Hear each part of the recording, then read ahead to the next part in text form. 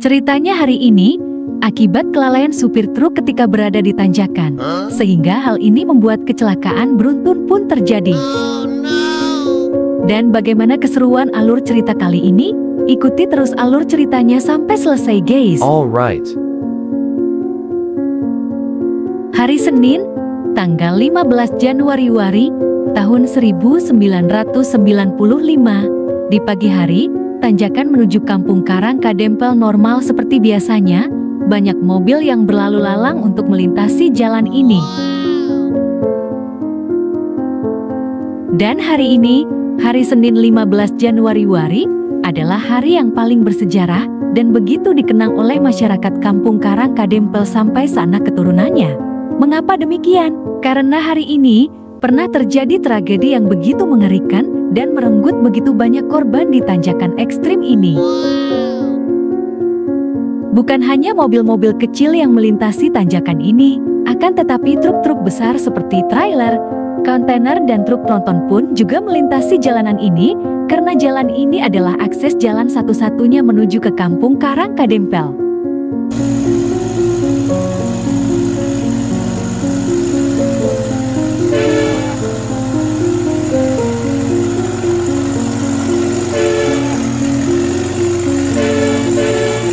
Karena dari lawan arah ada truk lain juga yang akan melintas.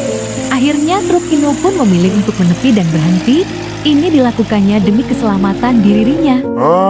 Lebih baik aku berhenti, Bor, daripada nanti aku masuk ke jurang, mati konyol dah.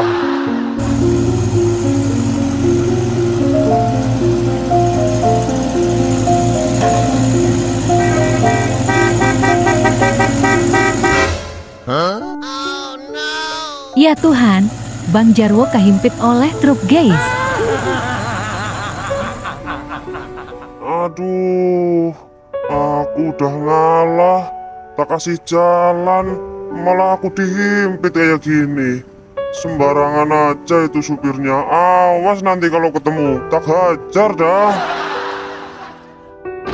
Dan Bang Jarwo pun langsung melanjutkan perjalanannya. Setelah kejadian tadi, Bang Jarwo pun lebih berhati-hati dalam mengendarai truk miliknya, karena dia tak ingin merugikan diri sendiri dan orang lain.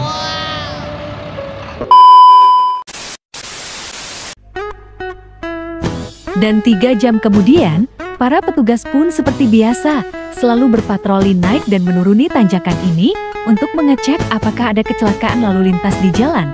Karena jika ada kecelakaan, mereka langsung sigap untuk mengatur lalu lintas untuk menghindari kemacetan parah di tanjakan.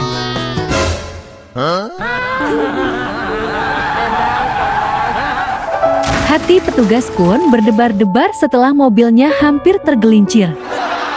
Terima kasih ya Allah, aku masih dikasih kesempatan untuk hidup. Setelah selamat dari maut, petugas pun langsung melanjutkan perjalanan.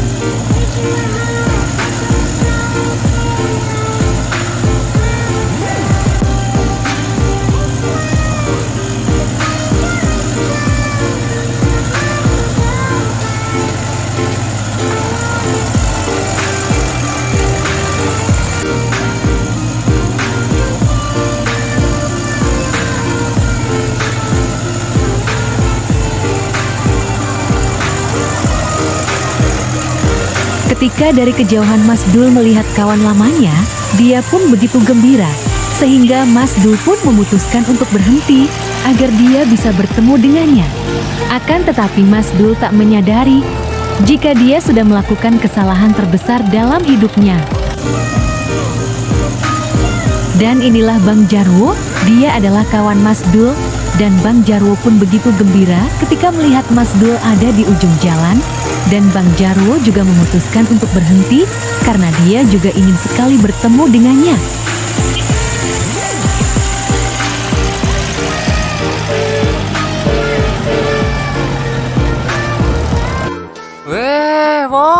bawa muatan apa itu? Tanah, mau buat apa bawa tanah sebanyak itu, wo? Dul, kok kamu pakai nanya tanahnya mau buat apa? Ya buat ngubur kamu lah, biar kamu cepet menuju yang maha kuasa, Dul. Ya Allah, sampean kok tega bener sama aku, Bang Jarwo.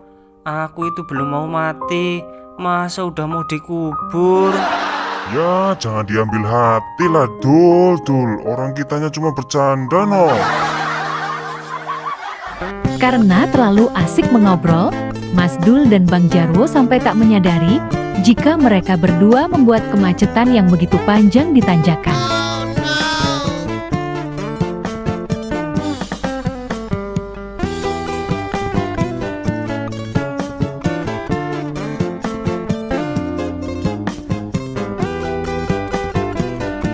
Setelah mendapat informasi dari warga, jika ada kemacetan panjang di tanjakan, para petugas pun langsung bergegas menuju ke lokasi untuk mengatur lalu lintas di sana agar kemacetan bisa terurai.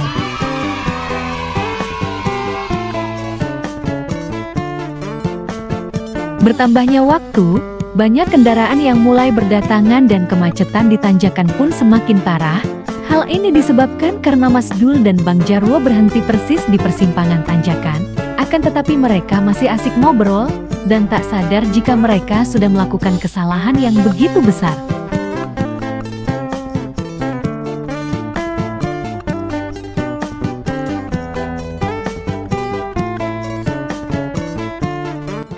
Nobita, sini turun sini Nobita. Ada apa itu dong? Kok tumben banget ini, macetnya parahnya, minta ampun. Aku juga nggak tahu ada apa itu Nobita. Barangkali ada kecelakaan. Ayo kita naik ke atas, nanti kita bikin video biar viral. Karena begitu penasaran, akhirnya mereka berdua pun berjalan kaki menuju ke atas untuk melihat apa yang sebenarnya terjadi di atas sana. Dan macetnya udah parah banget itu, Dul. No, tengok. Wah, ini aku harus kabur ini, bahaya.